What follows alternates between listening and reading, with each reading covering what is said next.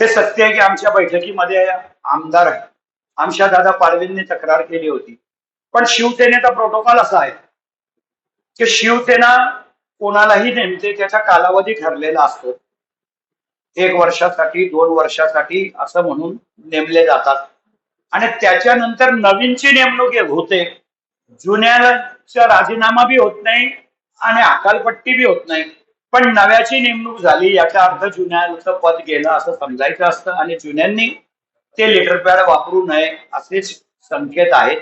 आणि त्याच्यावरूनच आमच्या दादाने तक्रार केली होती की आजही किरसिंग वसावे हे शिवसेनेच्या जिल्हा प्रमुखांचं पत्र वापरतात, लेटर पॅड वापरतात आणि त्याच्यातून आपल्याच आमदाराची तक्रार करत असतात. हे दुर्दैवानं चुकीचं आहे.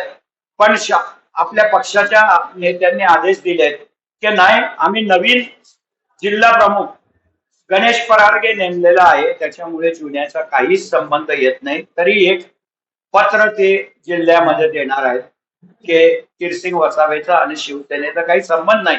आणि वस्तुस्थिती सत्य आहे. किरसिंग वसावे हे भारतीय जनता पक्षामध्ये आहेत आजच्या घटकेला. पण ते भारतीय जनता पक्षामध्ये ते शेगडीमध्ये हे बी अजून फायनल झालेलं नाही. ते शेगडीच्या बरोबर फिरतात. त्याच्यामुळे त्यांनी त्यांची भूमिका करावी स्पष्ट. पण शिवसेनेच्या लेटर पॅडवर आमदारांच्या किंवा कोणाच्याही विषयी बी आणि कुठल्या कामासाठी बी ते लेटर पॅड वापरू नये अशी सक्त ताकीद त्यांना देण्यात येणार.